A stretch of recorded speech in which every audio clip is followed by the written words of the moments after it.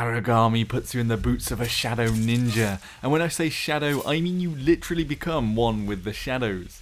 You have been summoned by a mysterious woman under the pretense of vengeance. This vengeance can be a lonesome one, or you could have a friend tag in and join you on the action, as this game is cooperative with 2 people. The game is an homage to the stealth games of old. If you are called out in the open, one slash from the enemy's light swords or light arrows will disperse your shadowy body. The element of tension is always apparent when you know you can die with any little mistake, and this tension is the driving force throughout this game. Light and shadows are the twists here. Being a vengeful shadow demon, you aren't particularly fond of light, but in the shadows you have grand power. Your enemies are part of the Temple of Light, begging the question whether you are actually a good guy. But in shadow form, you are hard for the temple guards to notice, unless they are pretty much walking on top of you. But you can also use a set of shadow powers that only work in the shade. The first one you learn is a teleport that can teleport you behind a guard to get a stealthy backstab, or even up on a ledge you wouldn't be able to reach normally. The second allows you to draw a shadow on the floor so you can teleport to somewhere that doesn't naturally have a shadow. Then you have a monstrous attack that drags enemies down into the shadow realm. There are more, but what is interesting as a gameplay mechanic is these abilities recharge in the shadows. Also, if you are near a light source, you'll become extremely easy to be detected by enemy patrols. Both mean you'll be sticking to the shadows whenever possible.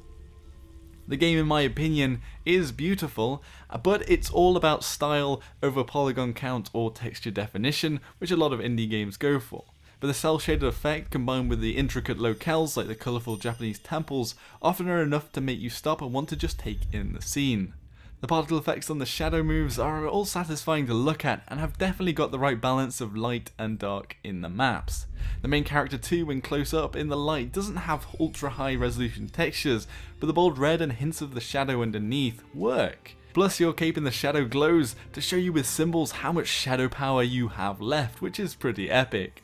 The AI in the game is challenging to go up against.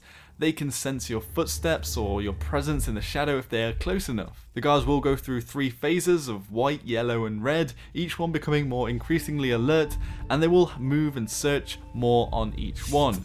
If you're totally spotted or they find a body, they will sound the alarm and they will all become red and search for you. Your shadow powers do give you a great advantage against enemies, as it's easy to draw a shadow behind an archer, for example, teleport and stab them in the back without any problems. But it's harder when the patrols are close together or when there are 2 guards next to each other.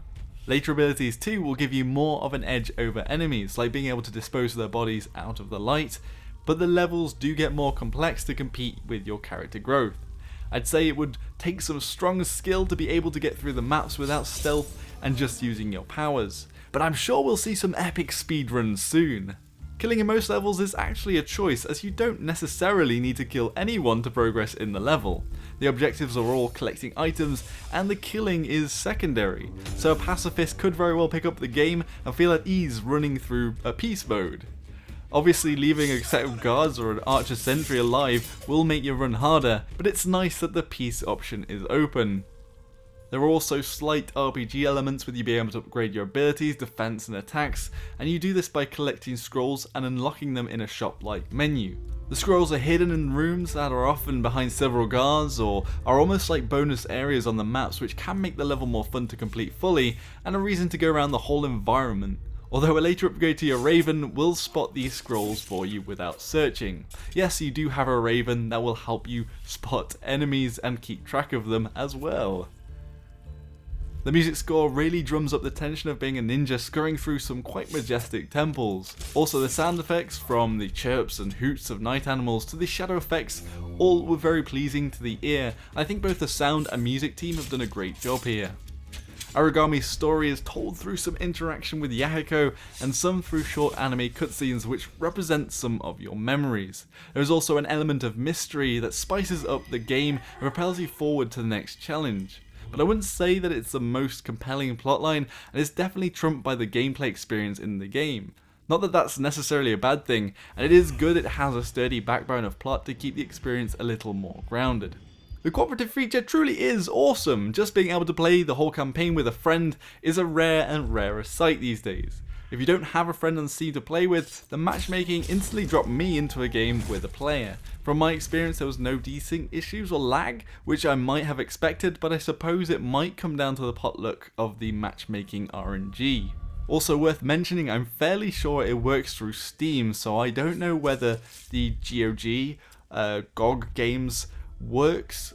Does anyone know if somebody's been playing it outside of Steam? One problem with co-op is there isn't any way to communicate with your compadre. I mean, maybe the development team don't want you to rant about dick butts to your teammate, but even a chat box would be nice. In last night's game session, I tried to shimmy my body into gestures to try and communicate until I noticed a Steam message on my profile asking me to add them as a friend, which I had to clear somebody to actually make space for them, but eventually Steam Chat de facto worked for communication for us. I'd like to say a huge thank you to Liam DeArnold, the fellow I was match-made with to play co-op with, as they stayed for a long time and let me get a lot of good footage. I kept messing up in the early levels and they stuck with me even though I had no idea what I was doing. This was probably my strongest example of humans being bros in video games in recent memory. And if this was caused by the fact we had to become friends before being able to communicate, I don't know, but a chat function would definitely not go amiss. We were up playing until 2 AM, so I hope I didn't guilt trip them by saying I was getting this good footage. However, perhaps there is one in game, but I missed it as the menu doesn't have an obvious area for key bindings either. Whether the menu is just a bit of a mess or it's not there, I'm not 100% sure, but if true, this is quite a bummer. The rest of the options aren't so bad though. There's a lot of graphics options to tweak, and the field of view slider is a very nice feature and it goes to a decent setting. There are a few glitches I've noticed very occasionally in the game, with a couple of enemy guards gliding across the surface and missing the walk animation, but this happened early on in the game and I didn't actually come across it in the later sections of the missions. Plus, some of the assassination animations had collision with enemy bodies depending on how far away you initiated the attack. Also, in the lake map, if you fell into the lake, which me and my partner in Vengeance did a lot, you basically went under the map and could see all the distorted models above ground going into the lake, which was a bit of a wobble on the immersion front. I just have to say, I am having a lot of fun with Aragami, especially the cart mode, as that is something quite special in the stealth game realm. It makes taking out guards more of a pleasure when you can plan how to synchronize with your partner. The game in general is a very tense experience, but with a friend able to get in on this, it just nudges the game further into the realms of awesomeness.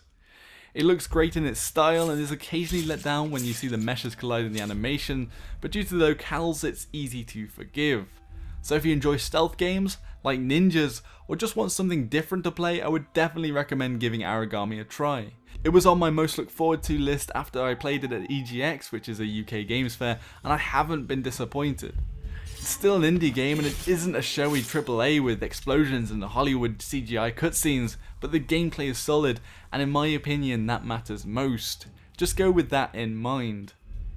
The game is currently £14 on Steam at sale price at the moment, and £15 normally, which I would say is a fair price for the experience. It's definitely a contender on my top 2016 games.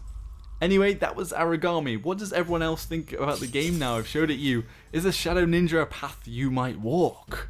Is it not for you? Be sure to let me know in the comments section below. If you thought this video was stealthy as a ninja, hit the like button. If you thought it got caught up in the light, give it a dislike. Hit that subscribe button for more new releases and gaming content from me, and thank you all very much for watching. Until next time, Joshino.